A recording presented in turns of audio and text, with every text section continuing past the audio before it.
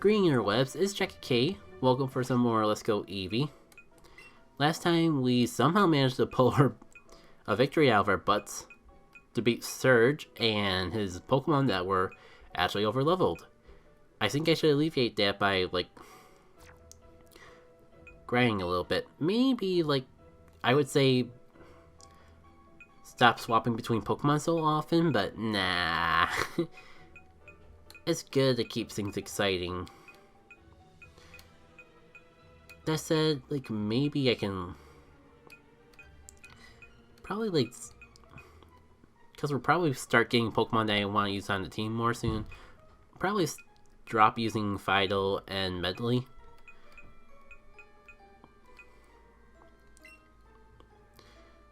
That said, it feels kind of weird not to use Todd, but I also want to have Glitzhiss get used too. But we definitely can't have 3 poison types. Maybe I'm thinking about this too much. If I ever get too underleveled, we can always grind. And by grind, I mean catch these random Pokemon that appear around. It's a little bit of a shame because in between parts, I actually found myself a Doug Trio. It just popped up while we were having the intermission in between recording sessions. Nothing happened, I didn't catch it, it just ran before I could do anything with it. And I'm not sure if I'm going to feel ambitious enough to include the clip in the video, especially because I think now...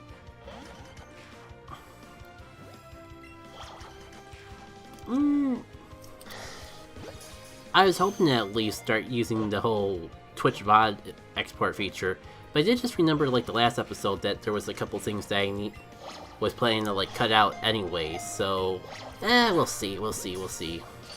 If I do actually get this to my editing software, maybe I'll add a clip in, maybe not. Either way, I'm sure we'll see another Doug Trio eventually, and actually be able to try it out proper then.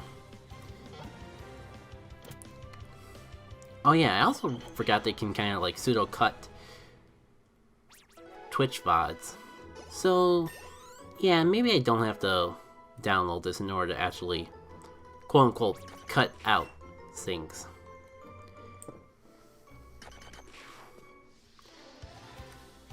But I guess if we're catching Diglets, we could possibly have some story time. So I'm not really sure if there's anything too spectacular to talk about Diglett's Cave. I think, this is the first time that Zubats showed up in the cave, but I could be misremembering. I just don't recall them being a thing in Red, Fire Red, Leaf Green, Yellow, or any of the other older Pokemon games. I just remember it being Diglett, Doug Trio, Diglett, Diglett. Yeah, I'm a little conflicted, it's better for the video if I make progress, but at the same time, fighting Saint Surge taught me that I can get underleveled in this game, especially if I'm swapping between Pokemon a bit. So it might be worth grinding, maybe get our ground type, at the very least get our ground type up to level 20. Oh yeah, that reminds me, Hoopalele is just 1 level from evolving, and I'm just so hyped. We haven't used Hoopalele in so long, just had her sit in the back corner, just abusing the fact that this game has a built-in EXP share system that you can't turn off like some other Pokemon games. But again, it's Let's Go Eevee, it's supposed to be a bit more on the casual side. I don't really care. You do you, Let's Go Eevee, you do you. Oh my god, Hoopalele is so close. I am very tempted to just sit here and catch Diglets. Until A, we find that Doug Trio again. Or B, Hoopalele evolves. And if Tina Eddy gets some experience along the way, even better. Come on, come on. Why are these Diglets being so stubborn? Just realized how many Pokeballs I'm probably burning through. That's another weird thing, you're encouraged to use Pokeballs to get experience in this game, but Pokeballs cost money, and I mean there's some places money isn't a finite resource. But like until we get some more special abilities for our Eevee, backtracking is not exactly going to be easy. Alright. Really. This much land and no Diglets. Did I like catch all the Diglets to extinction? Nah, there's one. Yeah, I've made up my mind. We are not leaving Diglett's cage until Hoopa evolves. The good news is Hoopa is so closely that even if I just like go after every Diglett we see along the way and don't go out of my way to like grind for them or anything, we should be able to get Hoopa to his next level without much issue. I might just be a little less stingy with my Pokeballs, just to ease the whole process.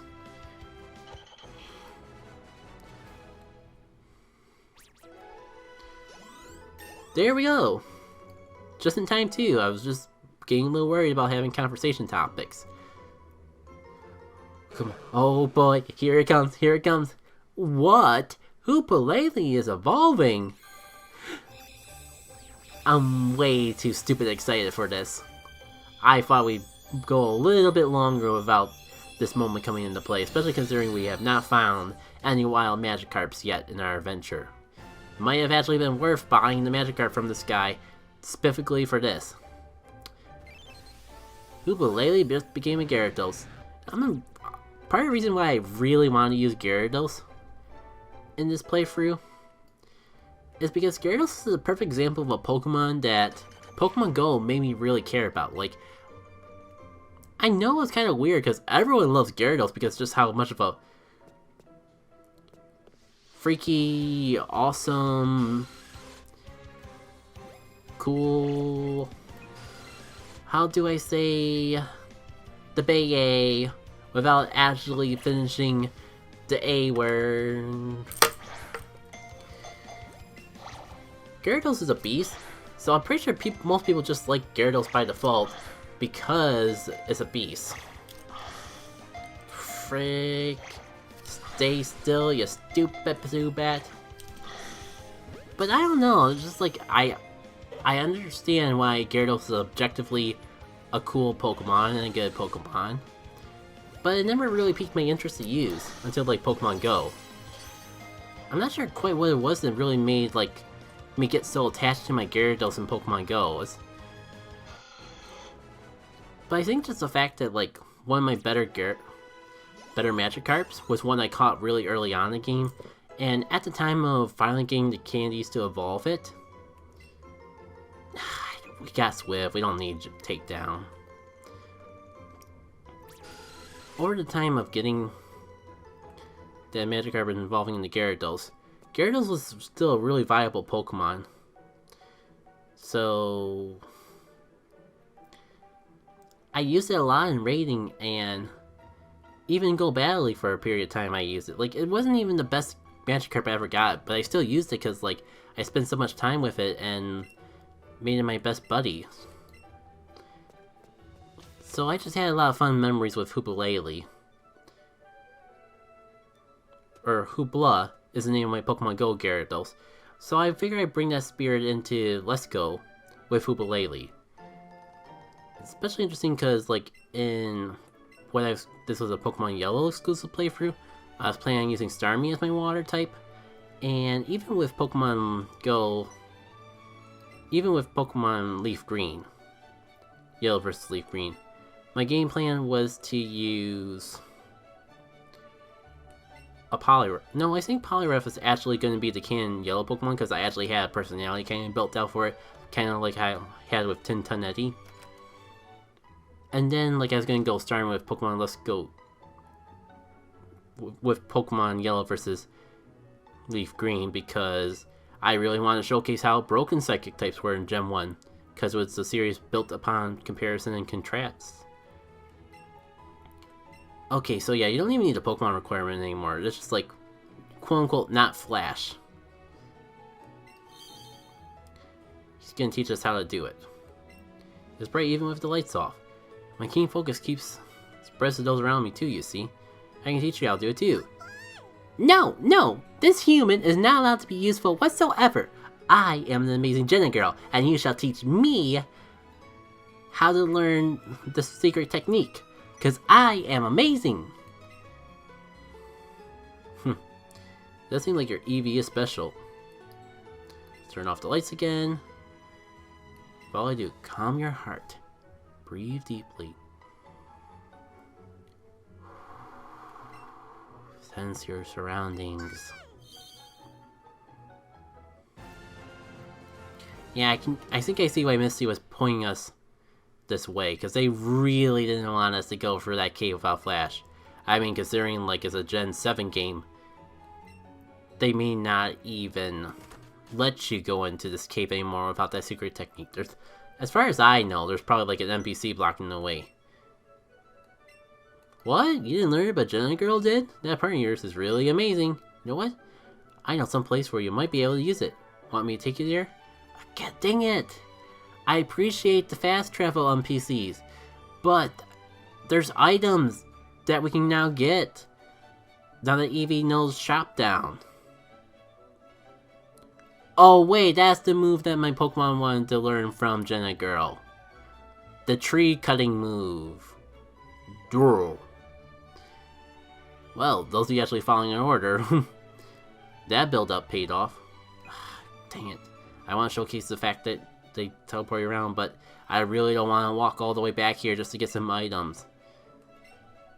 You sure you'll be alright?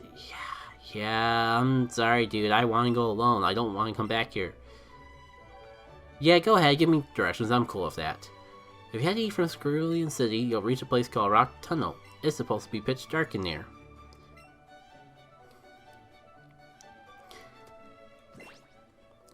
I mean, I kind of hate how they do that. Like, there's items down here to be had.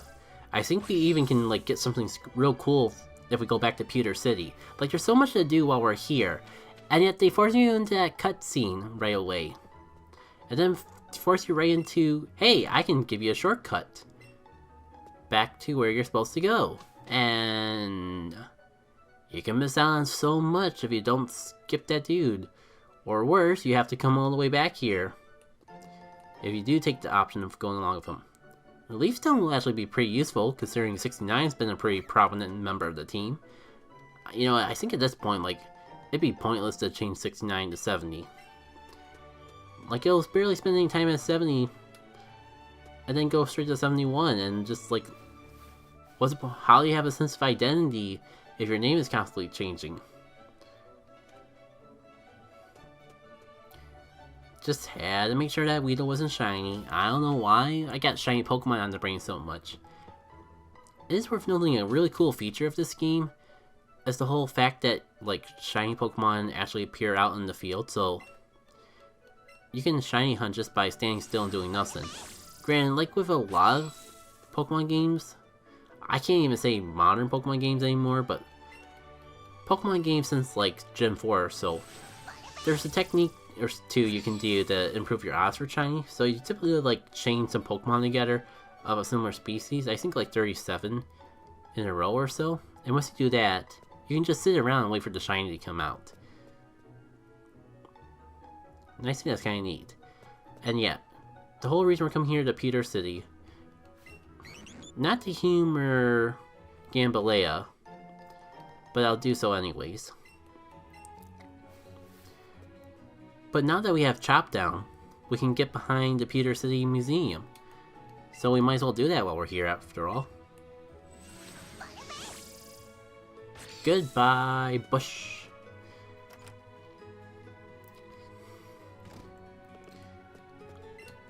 The secret of space, the mystery of the earth. There's so many things we should know so little. But that's just spurs us to study harder, not to throw in the towel. Hi! I cheated the system, and myself. You can't sneak in the back way. Nice try, kid. Oh, whatever. You know what an amber is? No, humor me. Amber is actually sap. The gooey stuff that oozes from trees. The ancient sap fossilizes over time to become rock-hard amber.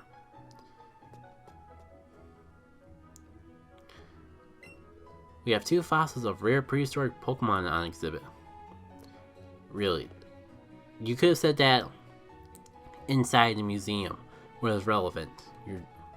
Thankfully, I think this NPC actually has something real cool to share with us. I think this chunk of amber contains Pokemon DNA.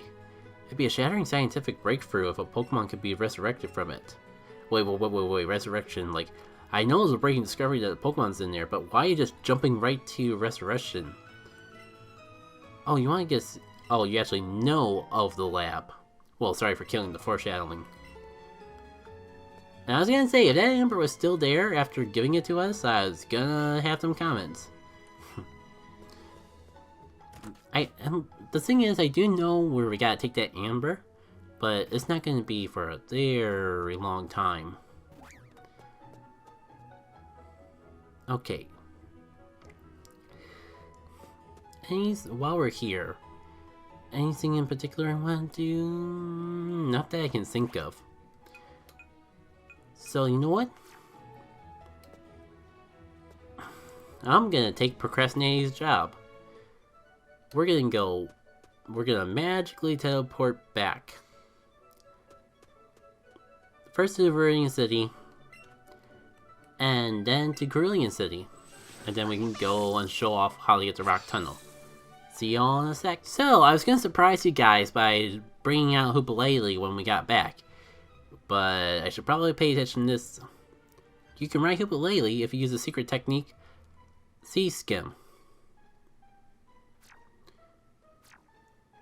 We probably won't get Sea Skim for a while. So, this is Viridian City. You didn't get how to do that, right? Actually, oh yeah, I did pick up the Squirtle. I almost forgot about the Squirtle altogether. Alright, onwards to Cerulean. Maybe the fact that I skipped by so many NPCs to actually get to town and never actually fought them off screen might be something worth sharing about.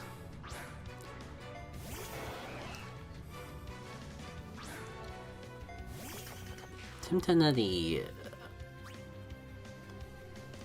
you are higher. Excuse me. You are higher level than it.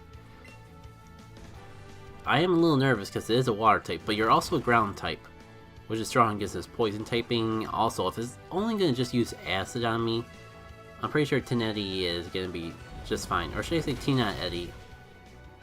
What is the best way to pronounce that? Who knows? In the mystery of life, there's probably so many ways to pronounce names. Words are a social construct created by humanity in order to communicate within ourselves. What does it mean in the grand scheme of life? Is language real? I better get moving before things get too sophisticated. Can't talk. Try to sound smart, and then I just screwed up by not being able to talk. You know what? Maybe I can pick up a couple more things while I'm here. It's an intermission, so hypothetically, I got all the time in the world. I don't have to worry about boring people to death.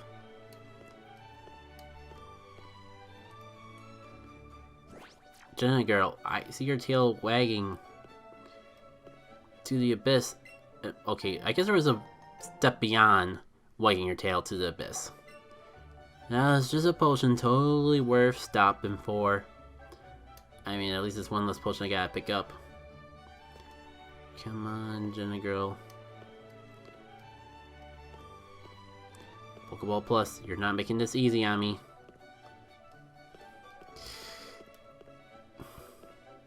And I hate you have to... Seems like her tail only works facing this away. Super Lure. I never used those, but it's a really good item. I honestly should use lures more often, but I can't really see a good situation to do so because we're just trying to get to for the adventure. That said, Nugget is worthwhile. Guess it was worth sharing that a bit after all. And I'm pretty sure everything else in here I picked up the last time. Wait. Her tail is wagging. Is she a pseudo item finder? All the time? I thought that was just a one-time gimmick for the Rock Tunnel. But her tail, it was wagging. She was doing the little... dance. I'm not crazy, right?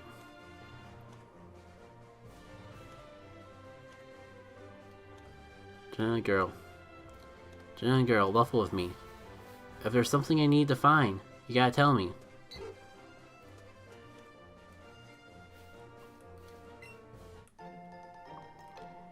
And it was just raspberries. Something tells me that my Pokemon could get it themselves if they were following me. Oh yeah, that's right. Hoopa can't actually come out unless she's near the water. Isn't that the case? Well, at least we got one other Pokemon that we can share. Well, that's a shame. We're not gonna get to see Skim for a while, so we won't actually get to see Hoopalele's beautiful the beauty of Hoopalele. Also, we're here at Cerulean City, so you know what? No point in cutting anything else out. Just gotta remember to pause the alert, and this is where we need to go. And I guess we'll like make our way towards Rock Tunnel, then call it apart.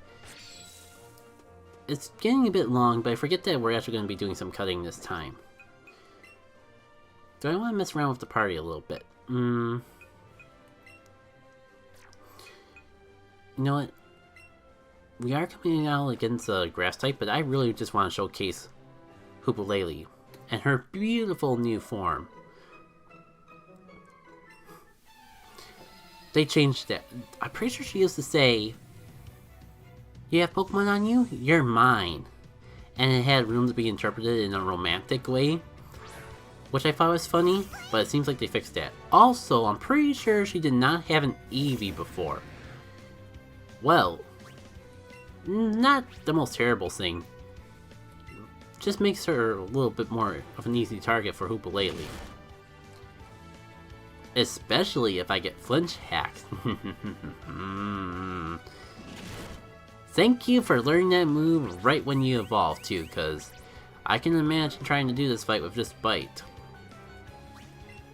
Fantastic, you got a turn to attack, and you wasted it on a Tail Whip. You fool. Sure, you probably have that Bellsprout I'm thinking of in the back, but I ain't scared. Okay, Gloom. Should I be scared? I should, but I won't. And you know what? Gambalela has had plenty of time to disappoint us. I think we can just have like Hoopalele come in and spam, because the cool thing about Hoopalele is that it's now a water flying type. So the grass type attacks that would normally do super effective against it are now neutral. Granted, this comes with the downside of being double weak to electric, but in this case, I don't think the electric weakness is much of a worry.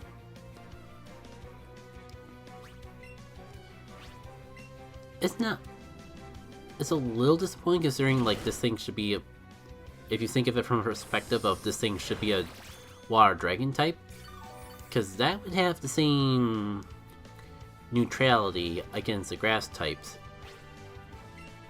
but it would also be neutral to electric and a whole bunch of other things. In fact, it's been a hot minute since I've read this trivia up, so I forget exactly where I heard it. But if I'm remembering what I heard correctly, Gyarados and Charizard were originally meant to be like Water Dragon and Fire Dragon respectfully, but when developing the game they realized that, oh, if we make them those types, they would have no weakness, because it was a situation where, or they would be too powerful. Because Charizard, even Mega Charizard X, still has some weakness. But Water Dragon, at least until later generations where we got the Fairy type, they would cancel out most, if not all, of their weaknesses if they were a Water Dragon type. Speaking of which, I can't wait to actually get a Water type move on, you know, my Water type. Flying might be cool too to actually have Stab in some shape or form, but I'm more worried about the water. In fact, I don't think Gyarados really gets too many water type moves. This is the later gen, so it might get bounced. Yes, I was gonna say, yes, I know that I'm just feeding into his rage, I don't care, but then I remember, oh wait, I'm weak to rock types. This battle wouldn't be going on if I actually had a water type move, though, so that was the reason I wasn't worried. If I had something besides Bite, this fight wouldn't be going on still. You know, let's have 69 demonstrate how this fight would go if I actually had, you know, a water type move.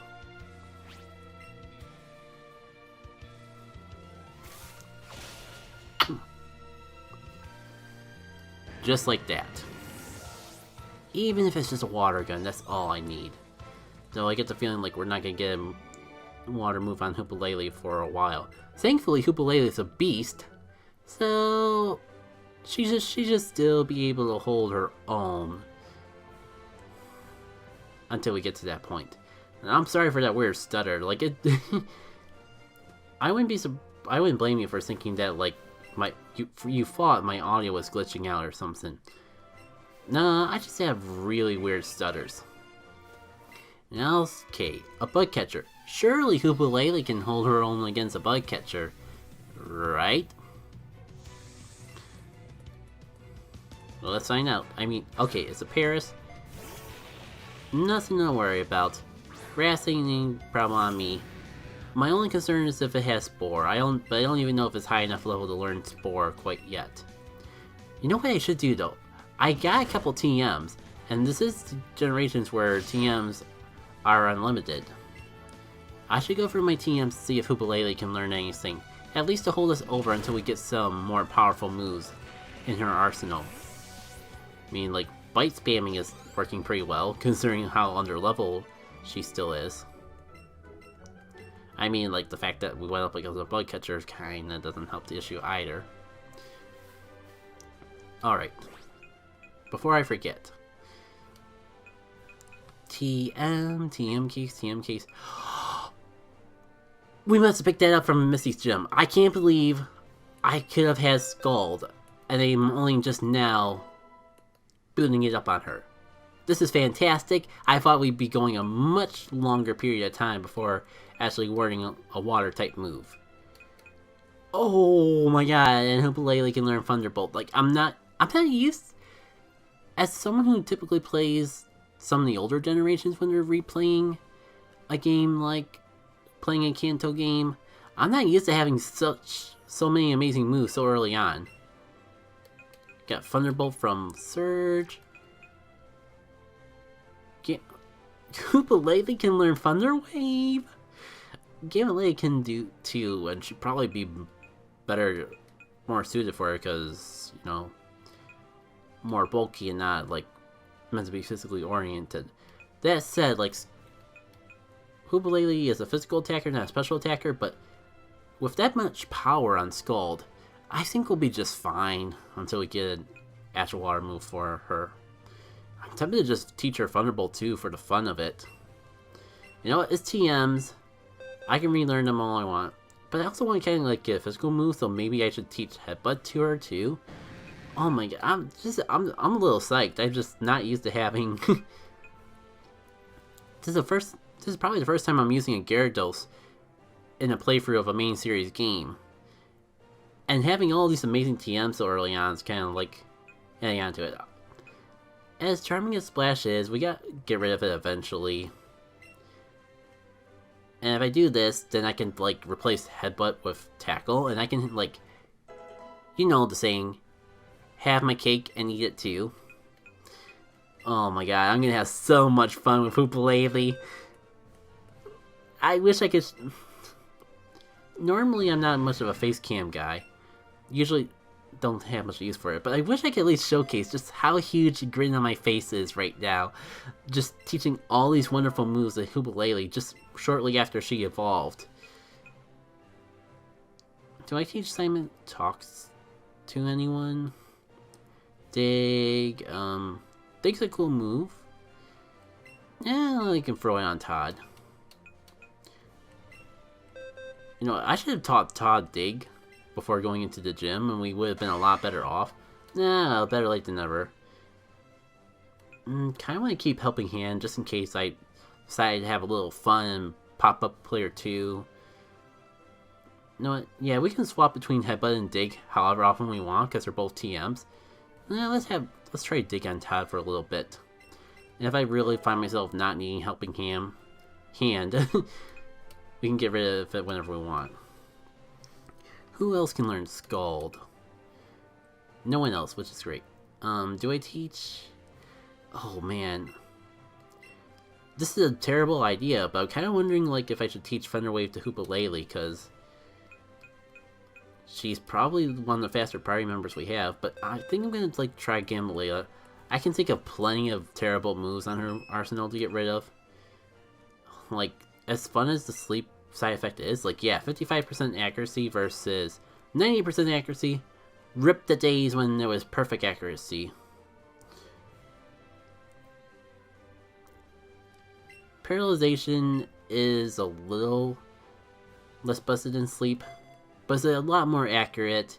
Once we get one paralyzation off, the Pokemon has it for pretty much the rest of the battle.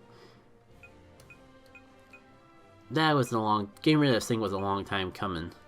And I teach Seismic Toss to her, but that's based on level. So right now I'll only be doing 23 damage, which I don't know if it'd be too useful. Also, like, I kind of like want to keep Gambalea focused on special oriented if we can. Oh, I forgot that I can learn Thunderbolt too.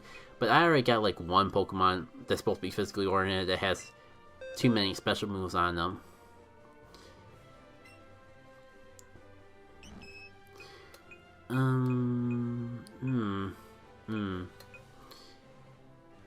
No, I want to keep Metronome. I just taught Thunder Wave, and I already mentioned why I wanted to keep Amnesia. Okay, you know what? I'll teach Thunderbolt. I'll get rid of Hepa for now. Again, it's a TM move, so if we find that we made a mistake, we can just teach Hepa again. Yeah.